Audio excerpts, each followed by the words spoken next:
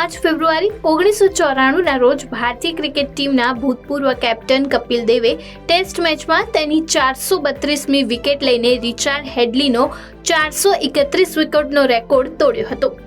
આ મેચ ભારત અને શ્રીલંકા વચ્ચેની શ્રેણીની અંતિમ મેચ હતી. તે દિવસે જ્યારે કપિલ દેવે રિચાર્ડ હેડલીનો રેકોર્ડ તોડ્યો હતો ત્યારે આખું સ્ટેડિયમ તેના સન્માનમાં ઊભું થયું હતું. તેમજ મેદાનની ઉપર હવામાં 432 ફુગ્ગા ફોડવામાં આવ્યા હતા.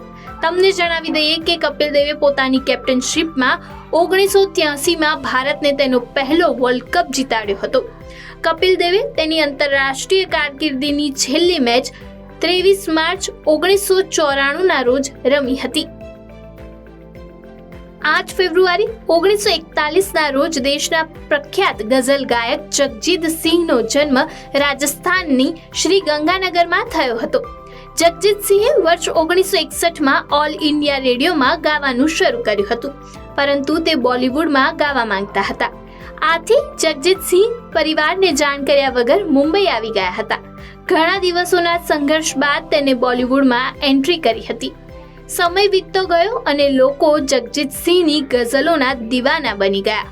સરફરોશ ફિલ્મનું ગીત હોશ વાલો કો ખબર ક્યા, ફિલ્મ દુશ્મનનું ગીત ચિઠ્ઠી ના કોઈ સંદેશ અને ફિલ્મ તકબીરનું ગીત કિસી કા ચહેરા અબ મેં દેખું જગજીત સિંહના સૌથી હિટ ગીતના યાદીમાં સમાવેશ થાય છે. આ સિવાય જગજીત સિંહે ટીવી સિરિયલ મિર્ઝા ગાલિબ સહિતની ઘણી ફિલ્મોમાં પણ સંગીત આપ્યું છે.